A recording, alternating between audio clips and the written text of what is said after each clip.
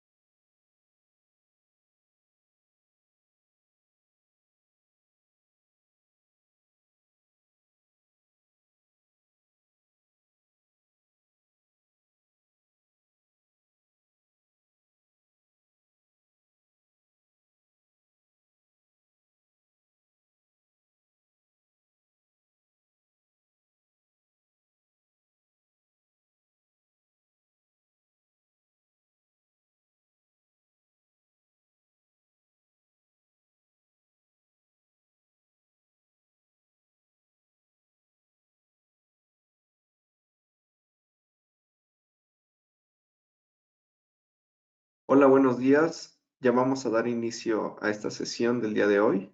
¿Me escuchan todos? ¿Me pueden confirmar por el chat?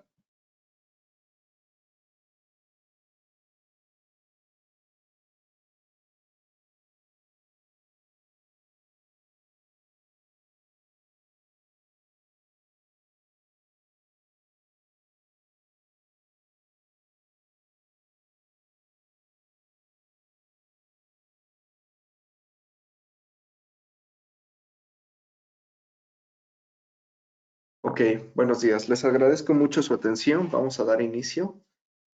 Creo que ya estamos la mayor parte conectados. Les agradezco mucho el tiempo que nos han podido brindar para poder tener este webinar. Entonces, el día de hoy vamos a hablar del tema de la nube, ¿no? ¿Por qué es necesario asegurar esta parte?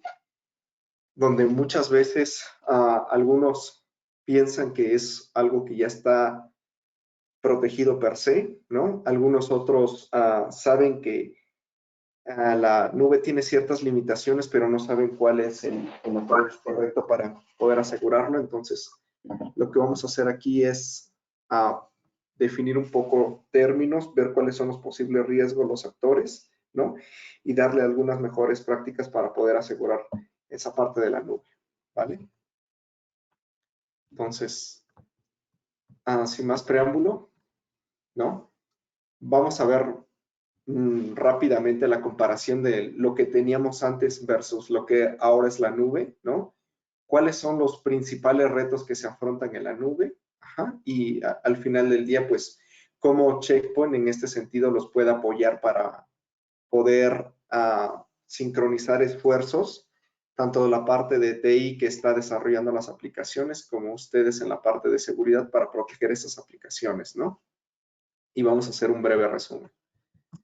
Entonces, lo que era el data center tradicional, pues muchas veces nosotros teníamos, ya sea de forma hosteada o en infraestructura propia, teníamos servidores, teníamos switches, teníamos un montón de infraestructura donde nosotros poseíamos el control de esta infraestructura, ¿no? Ahora, ¿qué pasa con los temas de la nube? En la nube esta infraestructura ya no es más propiedad nuestra, ya es propiedad de un tercero y ese tercero se va a encargar de toda esa parte de infraestructura, ¿no?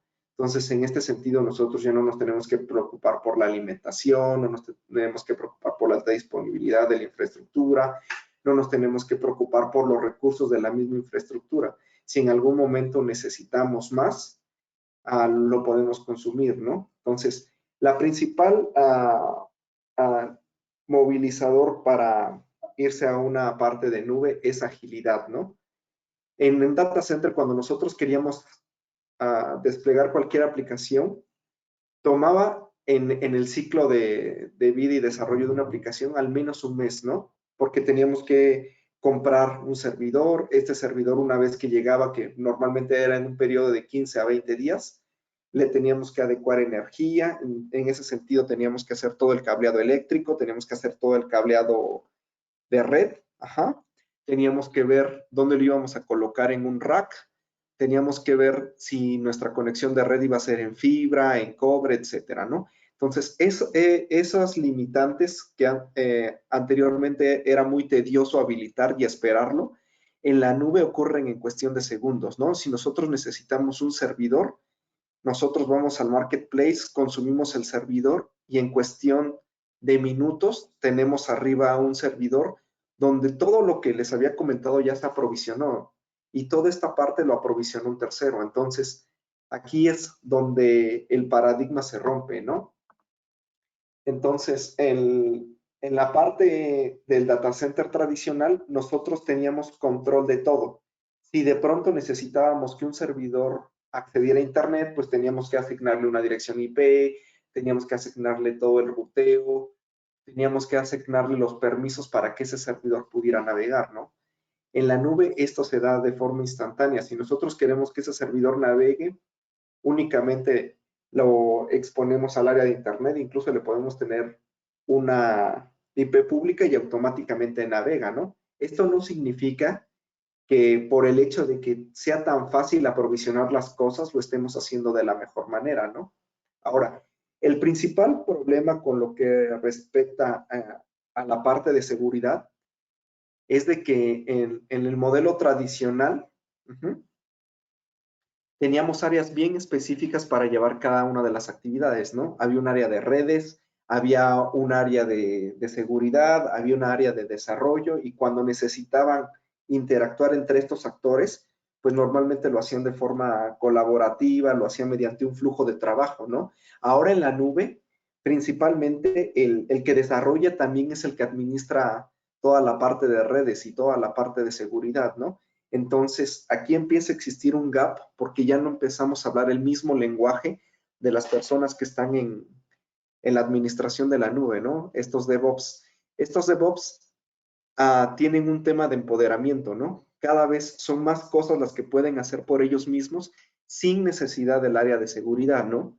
Pero en términos de la gestión de seguridad, ¿qué es lo que pasa? Pues que no, nos causa un punto ciego, ¿no? Ya no tenemos esa visibilidad que antes teníamos, porque antes teníamos todo el control sobre la infraestructura, ¿no? Ahora, el que tiene más poder, control y conocimiento sobre la infraestructura es la gente de desarrollo, ¿no? Entonces, con lo que respecta a la parte de los principales retos, ¿no? Uno de las cuestiones es en la infraestructura el modelo de responsabilidad compartido, que lo vamos a ver un poquito más adelante a detalle. El otro tema es que en la parte del data center tradicional nosotros teníamos una visibilidad de cómo estaba configurada nuestra topología de red. Sabíamos a qué estaban conectadas las cosas. Sabíamos, teníamos un inventario de los puertos, asignación de VLANs, etcétera, ¿no? Sin embargo, cuando nos vamos a la nube ya perdemos esa visibilidad. ¿Por qué? Porque esa visibilidad, el único que la podría tener es la parte de desarrollo, ¿no? Y normalmente pues tenemos, como les mencionaba, este gap donde desarrollo y la parte de seguridad no se hablan, ¿no? El otro tema es de que en términos de visibilidad la nube es muy dinámica. Entonces, si nosotros necesitamos desplegar una aplicación y el día de mañana ya no la requerimos, pues muy fácil, destruimos ese servidor, ¿no? Destruimos esas comunicaciones que habíamos creado y no pasa nada, ¿no? Pero en términos de actualizar un diagrama de red, por ejemplo, es muy complejo, ¿no? Entonces siempre estamos lidiando contra eso, ¿no? De que nuestras cargas siempre están cambiando, de que estamos aprovisionando nuevas cosas o destruyendo nuevas cosas y al final del día tener un diagrama consistente de red y mantenerlo actualizado es complicado, ¿no? El otro tema es, nosotros entramos un esquema híbrido, ¿no? Muchos han escogido, por ejemplo, la idea de que es bueno tener un multicloud, ¿no? En términos de ambientes. Entonces, no quieren poner todos los huevitos de la gallina en un solo cloud vendor, ¿no? O sea, no quieren, por ejemplo, si ya se decidieron ir por Amazon y necesitan hacer el DRP no lo quieren hacer en otra zona de disponibilidad de Amazon, ¿no? Sino ya lo quieren implementar, por ejemplo, en Azure. O muchas veces por la cuestión de negocio, hay ciertas aplicaciones que en términos de costo-beneficio es mejor ponerlas en Azure que ponerlas en Amazon, ¿no? O hay algunos que pues por cuestión de costos ven que es más factible llevárselas a Google. Entonces empezamos a lidiar con sistemas híbridos, donde ya no tenemos únicamente un solo cloud provider, sino ya tenemos al menos dos o incluso hasta tres cloud providers, ¿no? Entonces, esos son de los primeros retos que nos implica la parte de la infraestructura, ¿no? La visibilidad, el tener múltiples nubes y que es un entorno muy dinámico, ¿no? En términos de riesgos internos, pues uno de los problemas, que es un tema no intencional, son las configuraciones, ¿no?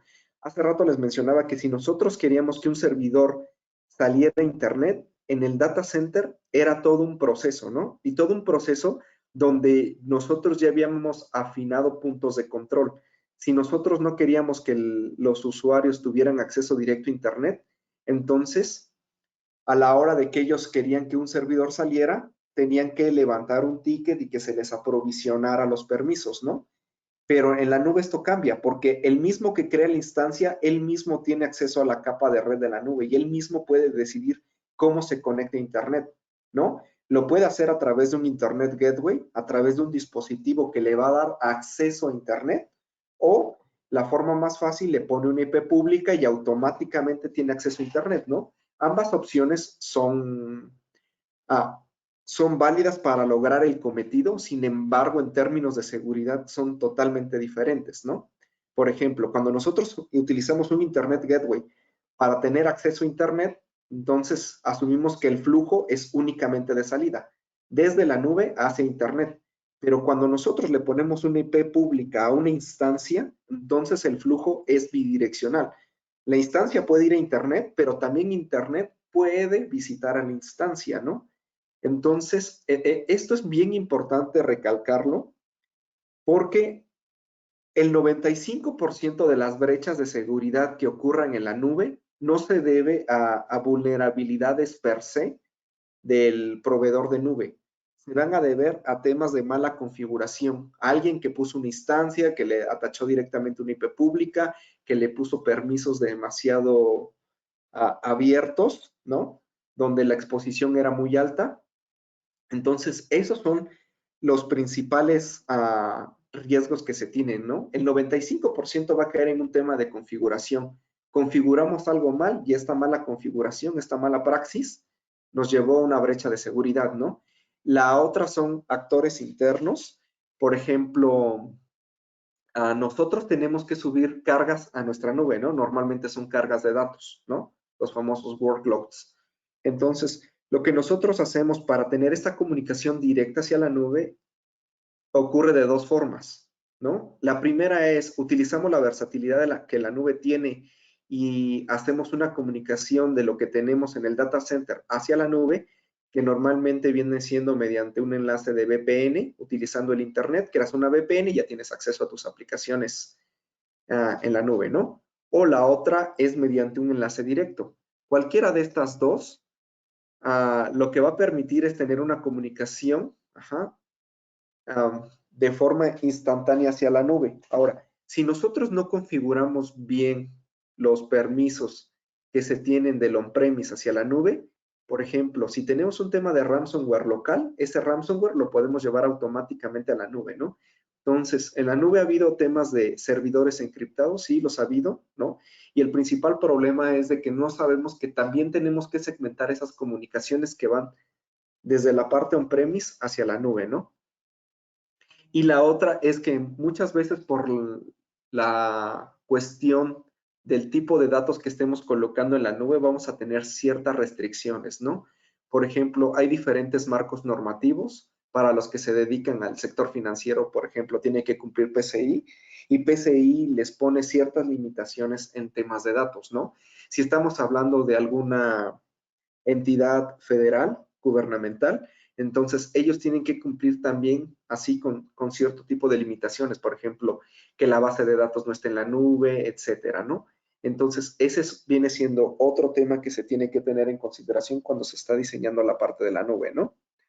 Ahora, en cuanto a los agentes externos, pues lo que siempre va a existir es el tema de malware, ¿no? Y el malware se puede esparcir mediante un sinfín de vectores, ¿no? Lo podemos recibir por correo, en sitios web con alojamiento de malware.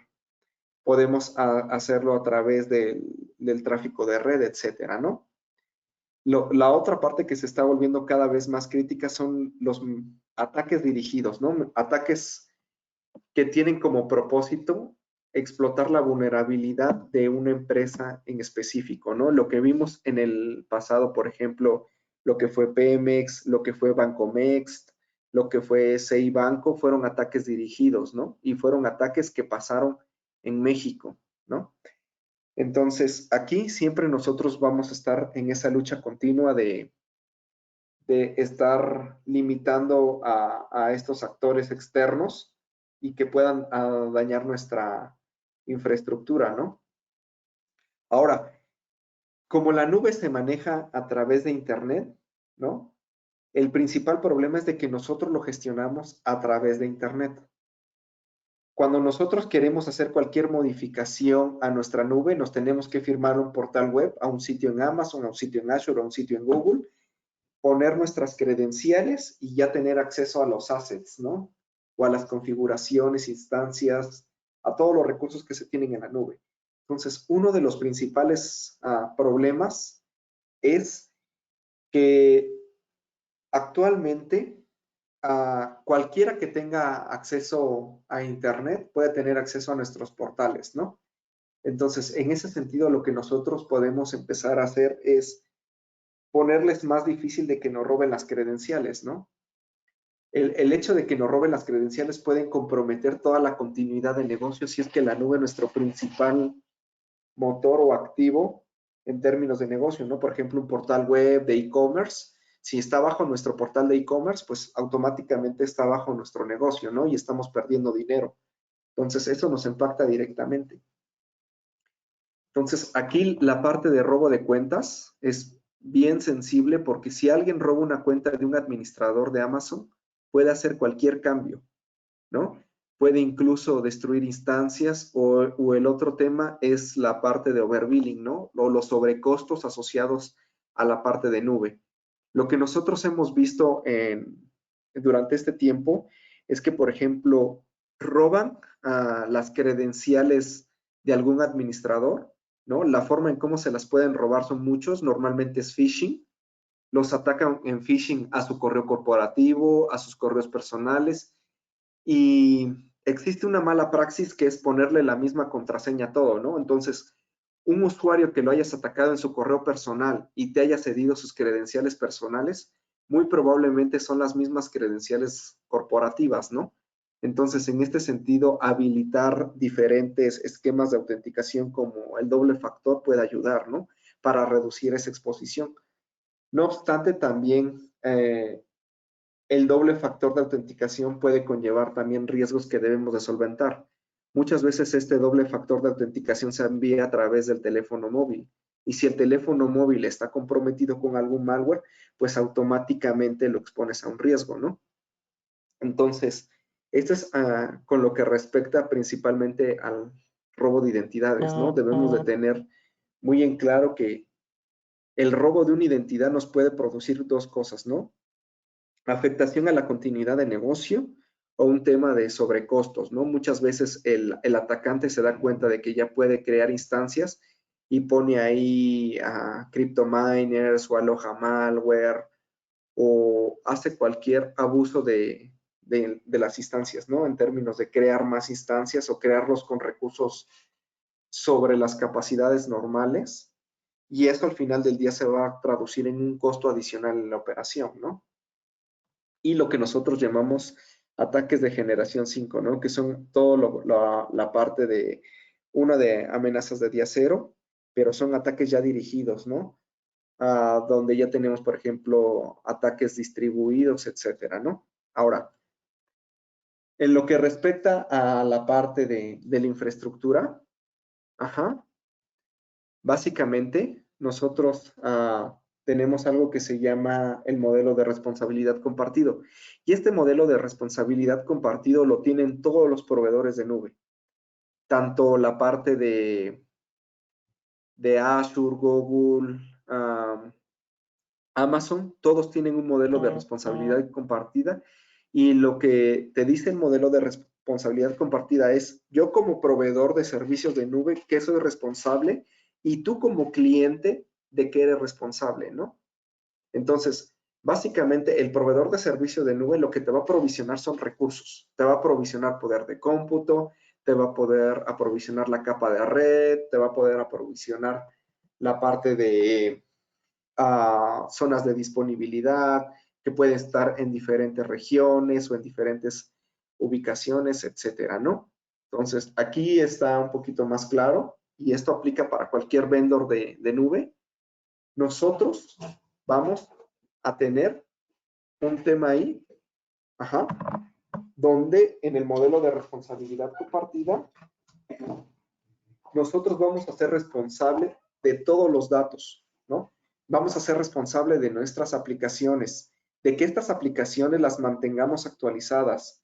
Vamos a ser responsables de toda la parte de red, ¿no? Todos los cambios que nosotros hagamos a nivel de red en términos de configuración, apertura, ruteo, etcétera, es responsabilidad nuestra, ¿no? Asimismo, nosotros tenemos la responsabilidad de proteger las comunicaciones, ¿no? Entonces, por ejemplo, en términos de comunicación de la parte de on-premise, del data center o de una oficina central hacia la nube, nosotros somos responsables de proteger ese tráfico que está viajando, ¿no? Normalmente muchos piensan que una VPN es proteger, ¿no? Una VPN nos va a dar únicamente dos características. Ajá. Nos va a dar la parte de privacidad de los datos y nos va a asegurar la integridad de los datos, ¿no? ¿Qué significa privacidad de los datos? Y que si alguien ve nuestra comunicación no la puede interpretar, ¿no? Y que si alguien en el camino modificó nuestra información, nosotros la podamos detectar y podamos tener un tema de integridad, ¿no? Eso es lo máximo que nosotros logramos en una VPN tradicional, ¿no? Y este es un punto bien importante porque muchas veces piensan que una VPN per se ya les da seguridad, ¿no? Lo único en términos de seguridad que tenemos es privacidad, pero fuera de eso no tenemos más allá, ¿no? Por ejemplo, si en el on-premise tenemos un malware y ese malware se esparce por red y tenemos una comunicación VPN hacia nuestra nube, con los controles nativos de la nube, pues simplemente va a ser un conector VPN, ¿no? Entonces, lo único que vamos a hacer es encriptar la comunicación del malware, pero el malware va a llegar a nuestra nube, ¿no? Entonces, aquí sí es bien importante que nosotros sepamos hasta qué grado nos protegen los controles que se tienen de forma nativa en la nube y hasta qué grado no. El otro tema es que la nube tiene controles, sí, ¿no? Por ejemplo, tiene un firewall, pero este firewall es muy básico.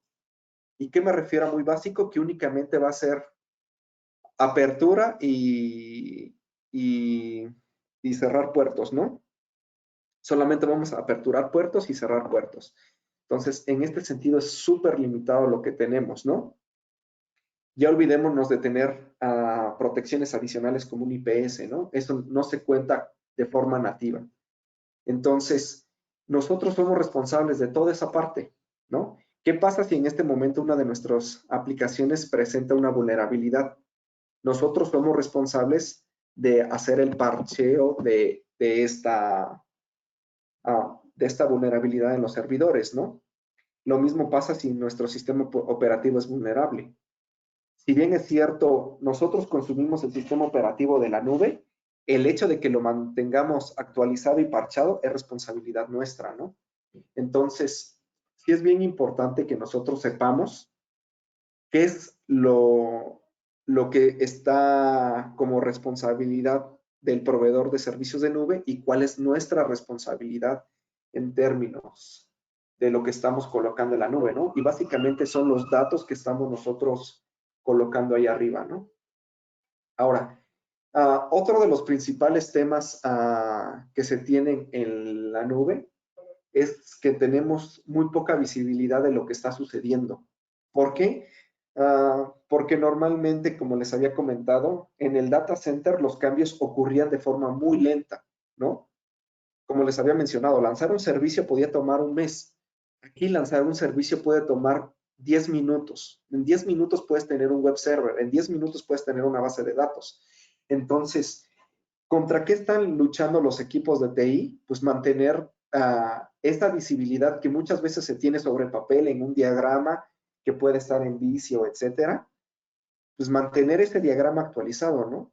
No sabemos cómo funciona la aplicación, ¿no? Muchas veces ni siquiera sabíamos cómo funcionaba nuestra aplicación en el data center, pues en la nube se vuelve todavía más complejo saber cómo funciona cuando nosotros no tenemos el control de cómo se hacen esas conexiones, ¿no? Entonces, aquí ese es uno de los principales problemas, ¿no? Que ya perdimos visibilidad, que no podemos mantener esa visibilidad actualizada durante mucho tiempo, ¿no? El otro tema que les mencionaba son la parte de las cargas, ¿no? Las cargas son constantes.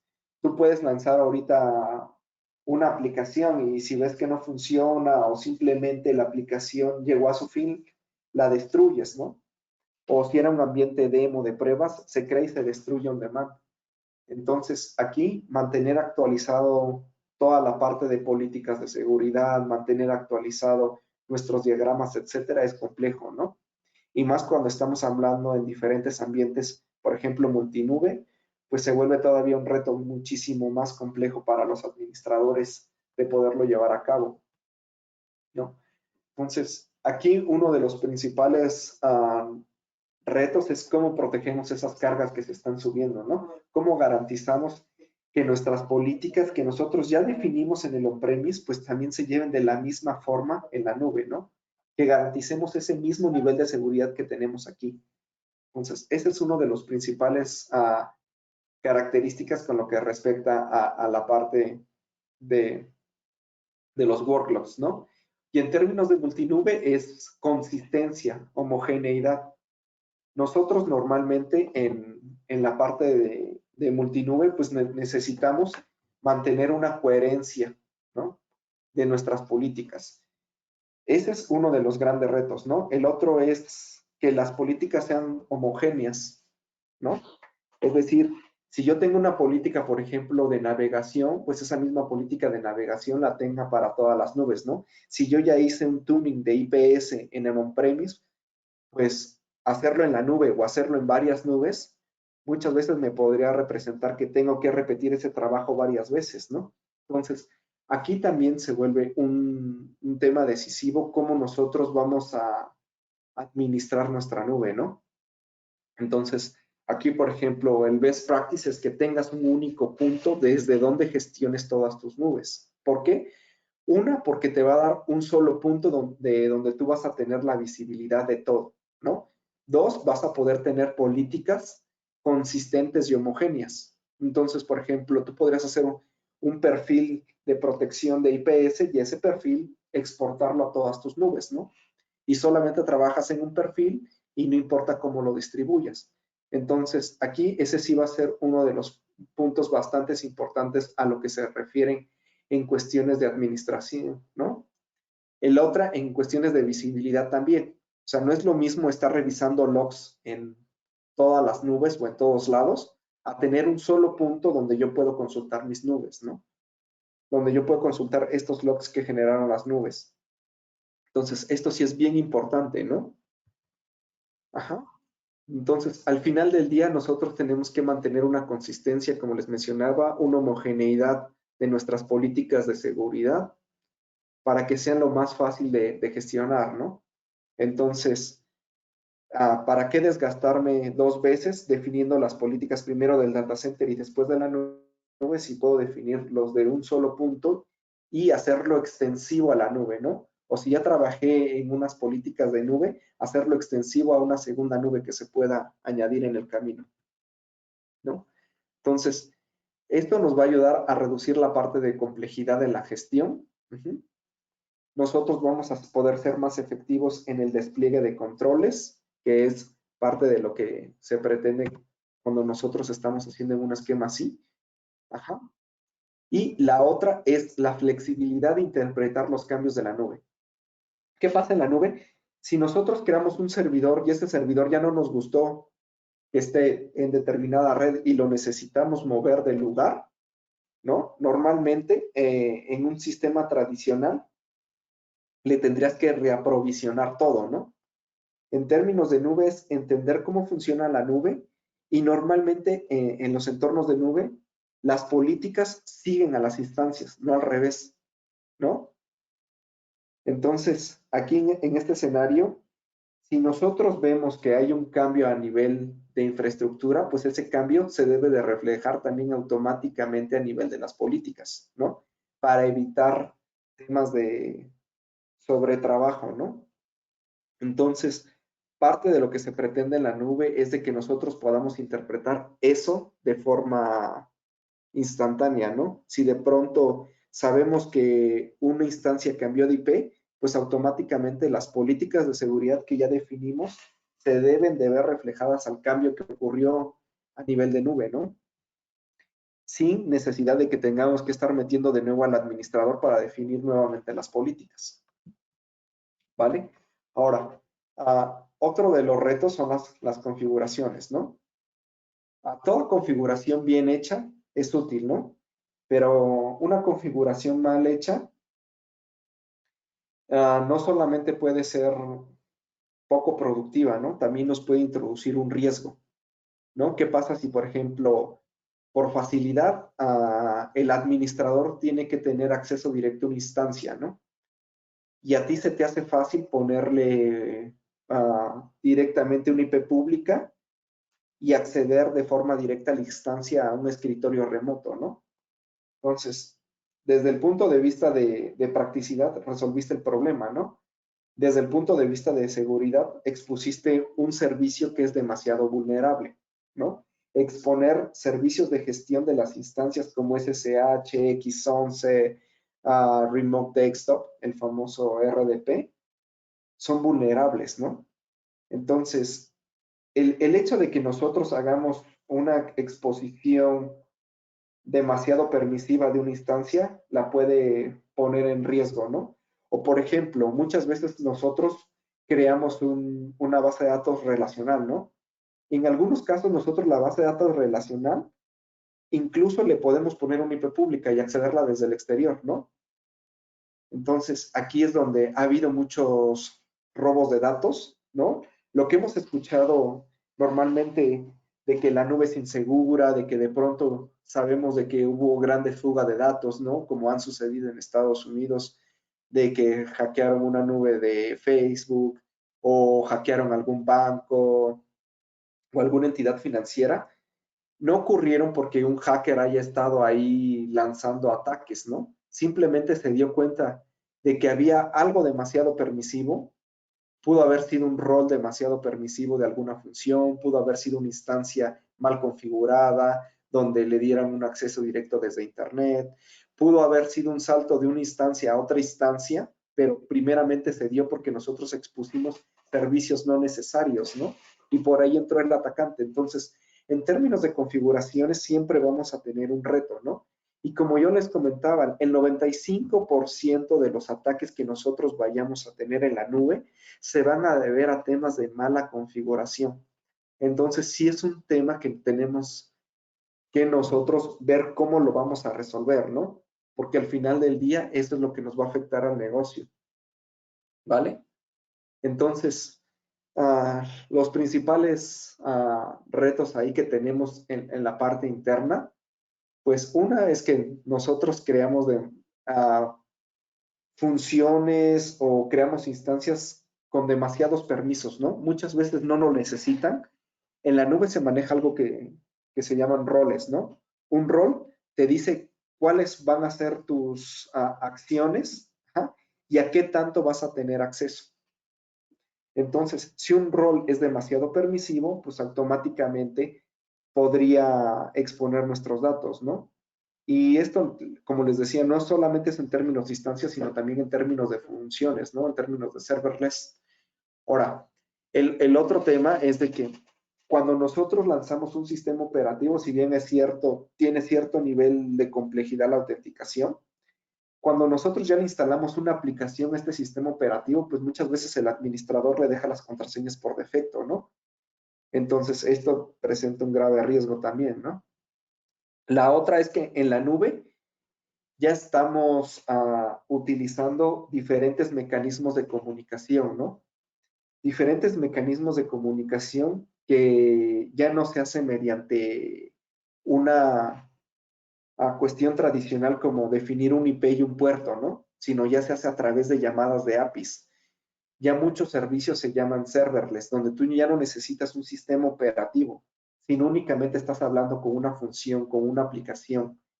Y esta aplicación se comunica con otra aplicación o con otra función a través de una llamada de un API. Y esa llamada del API, como les mencionaba, tiene diferentes roles o diferentes accesos, ¿no? Entonces, si en términos de red nosotros estábamos pensando en ver un flujo, ¿no? Aquí en la nube ya no vamos a ver ese flujo, pero sí vamos a ver funciones, sí vamos a ver código, ¿no? Entonces, aquí sí es bien importante que tengamos en cuenta esta parte porque luego se vuelve un punto ciego, ¿sí? Porque en la parte tradicional, cuando un servicio necesitaba hablar con otro servicio, lo hacía a través de la red. Aquí en la nube lo va a hacer a través de un API, a través de una llamada, ¿no? Entonces, aquí sí es bien importante que sepamos esto, ¿no? Entonces, aquí son estadísticas del año antepasado, ¿no? Que decía, por ejemplo, que en Estados Unidos, que es uno de los lugares donde más se ha adoptado ampliamente la parte de nube, pues más de 10,000 negocios fueron afectados en un año, ¿no? Por temas de mala configuración en la parte de la nube. Entonces, sí es bien importante que nosotros tomemos esas precauciones cuando estamos haciendo el diseño o estamos configurando las protecciones en la nube, ¿no? Ahora, la parte de los actores internos, esto también viene siendo un problema que ya se tiene que considerar para la parte de continuidad del negocio. Por ejemplo, anteriormente, si un trabajador se levantaba de malas y quería sabotear el negocio, le era muy complejo destruir una aplicación, ¿no? O afectar un servidor. Tenía que tener acceso al servidor. Normalmente para tener ese acceso a ese servidor tenía que estar dentro de la compañía y hacer las operaciones, ¿no? Y normalmente si lograba su cometido, el impacto era mínimo, ¿no? O no era tan grande, o no era completo, no era total. Ahora, ¿qué pasa en términos de la nube, ¿no? Si tú tienes un desarrollador, ese desarrollador tiene acceso completo a crear, a destruir, a modificar toda la parte de red o todas las configuraciones de la nube, ese actor si en algún momento se levanta de malas, puede destruir toda la configuración que se tenga en la nube, ¿no? Y esto ya ha pasado, ya ha habido empresas que han perdido miles y miles de dólares porque un buen día el administrador se levanta de malas o se entera que lo van a despedir o se entera que no obtuvo alguna promoción y decide destruir todo lo que se había creado en la nube, ¿no? Y la diferencia de la parte del on-premise, que destruir las cosas en la nube está solamente a clics, ¿no? Agarramos, seleccionábamos todas nuestras instancias, destruir, sí, ¿está seguro? Sí, destruir. Automáticamente ya borré todo, ¿no? Lo que antes me pudo haber costado un montón de tiempo definir, lo destruí, ¿no? Entonces, ese es uno de los problemas que se tiene, ¿no? La otra es el abuso de ese poder que tienen los administradores en la nube.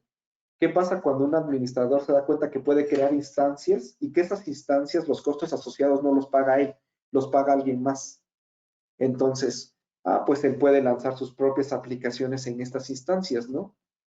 Por ejemplo, se ha detectado muchos trabajadores que tienen acceso a esta parte de la nube y crean, por ejemplo, instancias para minar bitcoins, ¿no? Nada tiene que ver con el negocio, pero todo el costo asociado de hacer la minería se lo transfieren a la compañía, ¿no? Entonces, en este sentido hay que tener bien claro cuál es el scope de los trabajadores, ¿no? A qué deben de tener acceso, si necesitan todos los privilegios o no. Y lo más importante es, estos privilegios únicamente se los voy a provisionar cuando lo necesiten, ¿no? Entonces, esa es otra de las buenas prácticas que se deben de tener en la parte de la gestión per se de la nube, ¿no? Que yo no necesito tener el superpower todo el tiempo, ¿no? Ni con todas las acciones, sino que este superpower lo debo de tener únicamente cuando es necesario y me debe de ser aprobado para que yo pueda hacer movimientos en la nube.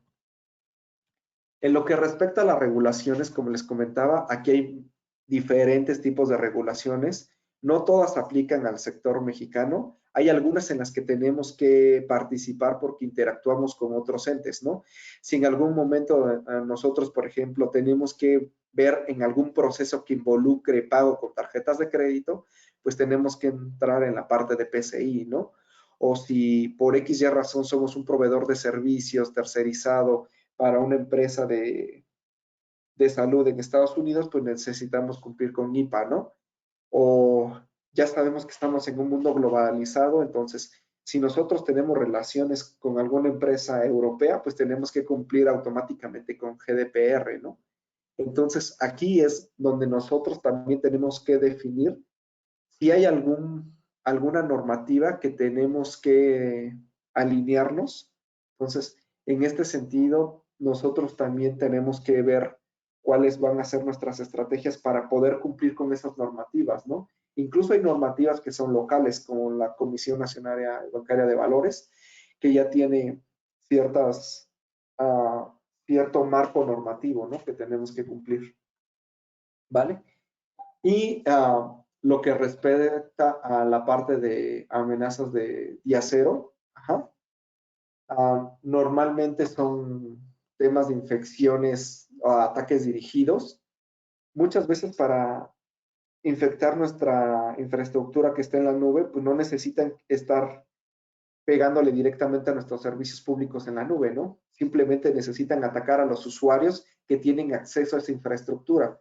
¿Cómo los atacamos? Les puedo enviar phishing, les puedo enviar un mail con malware, les puedo hacer una campaña, por ejemplo, con distribución de USBs, ¿no? Tira USB en el estacionamiento y espero que alguno de los trabajadores la recoja y la introduzca en una máquina de su trabajo, etcétera, ¿no? Entonces, aquí sí es bien importante porque ese tipo de amenazas que ya son dirigidas, donde tenemos múltiples vectores de entrada, nos pueden comprometer nuestra infraestructura que tenemos en la nube, ¿no? ¿Por qué? Porque pues, tenemos que tener comunicación de forma directa hacia la nube, ¿no? Para subir cargas de trabajo, para administrarla y gestionarla, para cualquier cosa, nosotros tenemos que tener comunicación del on-premise a la nube, ¿no? Entonces, en este sentido, este tipo de amenazas se pueden mover de forma lateral y nos pueden impactar servicios, ¿no? Entonces, aquí sí es muy importante tener en mente cuando nosotros diseñemos las protecciones o los controles en la nube, poder hacer esa segmentación de forma correcta para no permitir que cierto tipo de malware como gusanos, troyanos, ransomware, también se esparza a nuestra nube, ¿no? Ahora, en lo que respecta a la parte del diseño, ¿no? Nosotros tenemos como ciertas recomendaciones que nosotros hacemos a nuestros clientes, ¿no? Entonces, son 5 puntos básicos, ¿no? Una es proteger a todos los activos que tengas en la nube, ¿no? Cuando nosotros pensamos en la nube, lo primero que se nos viene a la mente son instancias virtuales, ¿no? Un servidor virtualizado. Pero ese es un pequeño componente de lo que tenemos en la nube. También podemos tener contenedores, podemos tener aplicaciones que sean de tipo serverless, podemos tener también platform as a service, podemos tener también application as a services, podemos tener diferentes cosas en la nube, ¿no? También podemos tener diferentes tipos de repositorios. Podemos tener una base de datos relacional, podemos tener un storage, etcétera, ¿no? Entonces, en la nube todo es susceptible a protegerse y todo es susceptible a ser atacado, ¿no? Ahora, en términos de todas las disciplinas, tenemos que endurecer nuestras posturas de seguridad, hacer un hardening a nuestras instancias. También esto aplica al desarrollo de nuestras aplicaciones, de nuestras funciones. También esto aplica a la parte del acceso y también aplica a los datos per se, ¿no? Por ejemplo, para poder cubrir una fuga de datos, ¿no? La otra es de que nosotros entendamos cómo funciona el desarrollo de la nube. Entonces, ahí nosotros utilicemos mecanismos igual de nativos como que se tienen en la nube, ¿no? En la nube ya se tienen cuestiones de automatización, ya se tienen cuestiones de autoescalamiento. Esto mismo nosotros lo tenemos que traducir a la parte de seguridad, ¿no?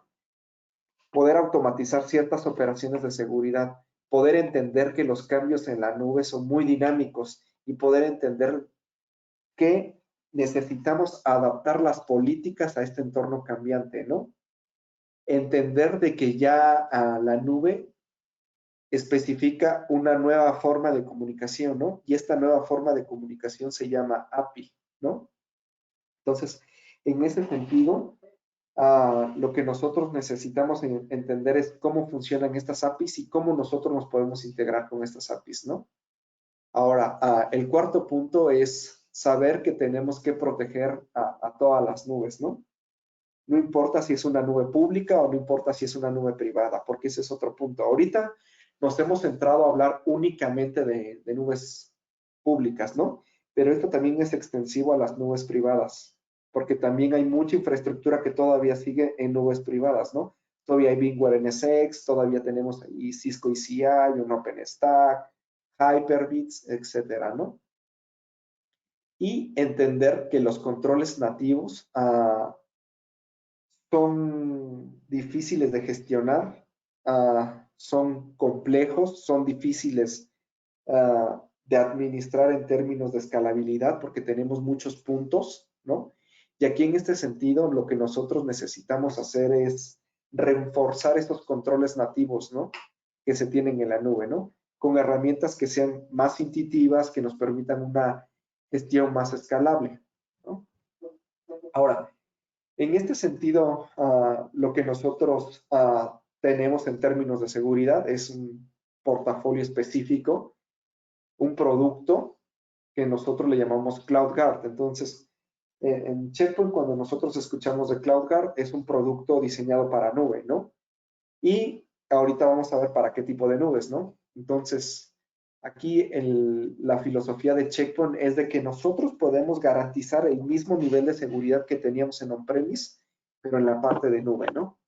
Entonces, eso sí es bien importante aquí, porque con Checkpoint vamos a tener diferentes productos para atender a diferentes necesidades de negocio, ¿no? Entonces, por ejemplo, para proteger las aplicaciones como servicio, llamémoslo una parte de Gmail, Office 365, la parte de Slackware, la parte de Salesforce, etcétera. O sea, la parte de software as a service, tenemos protecciones específicas para ese tipo de entorno, ¿no?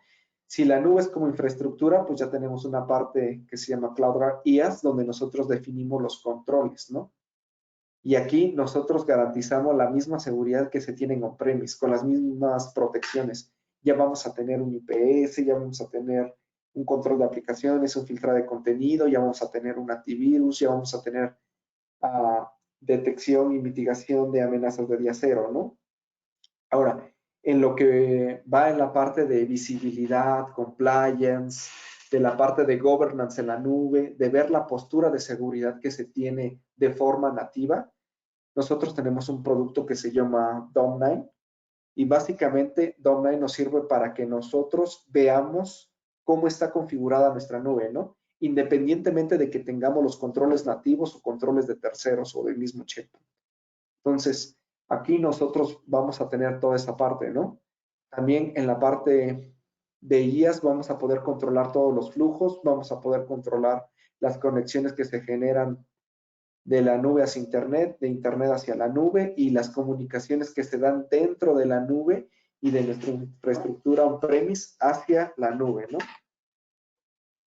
Entonces, aquí sí es bien importante que sepan que ya nosotros contamos con un producto donde podemos definir diferentes protecciones. Podemos tener un IPS para hacer el tema de virtual patching, para proteger de forma inmediata a una aplicación que pudiese estar siendo vulnerable. Podemos hacer temas de segmentación, etcétera, ¿no?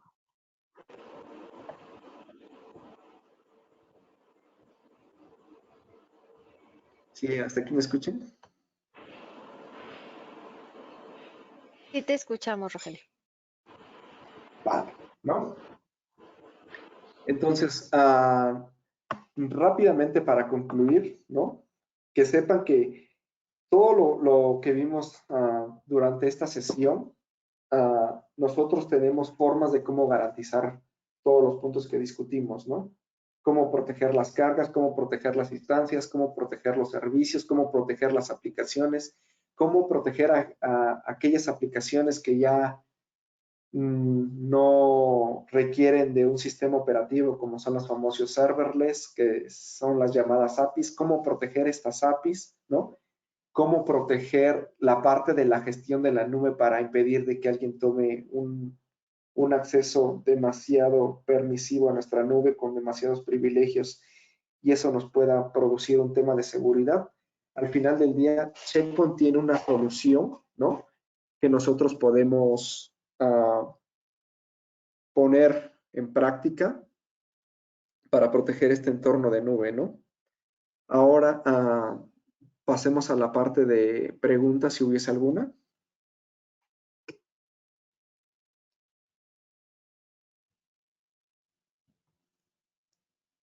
Entonces, en ese sentido, si tienen alguna pregunta, me la pueden poner en el chat, no hay ningún problema.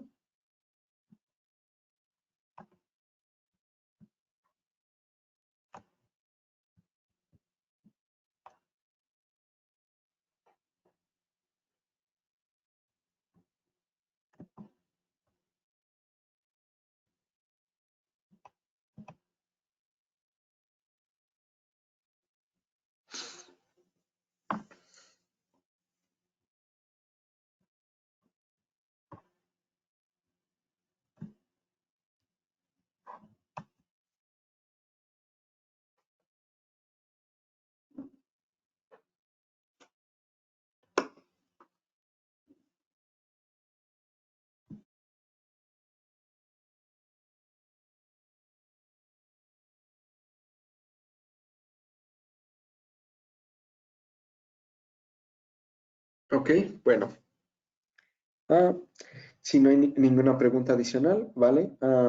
Entonces, damos por concluido este webinar. Le recordamos de que si tienen alguna preocupación, si desean que revisemos puntualmente cómo podemos reforzar sus políticas de seguridad o cómo podemos proteger la nube, se puedan ustedes poner en contacto con la gente de CompuCAD, y nosotros podemos tener una interacción con ellos y nos podemos ayudar de la forma más eficaz en términos de establecer los controles, realizar el diseño, ¿no?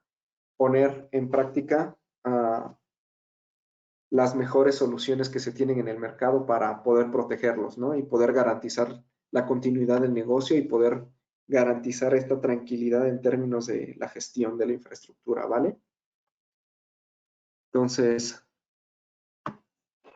sin más preámbulo, les agradezco su asistencia y estamos Rogelio, pendientes de sus comentarios.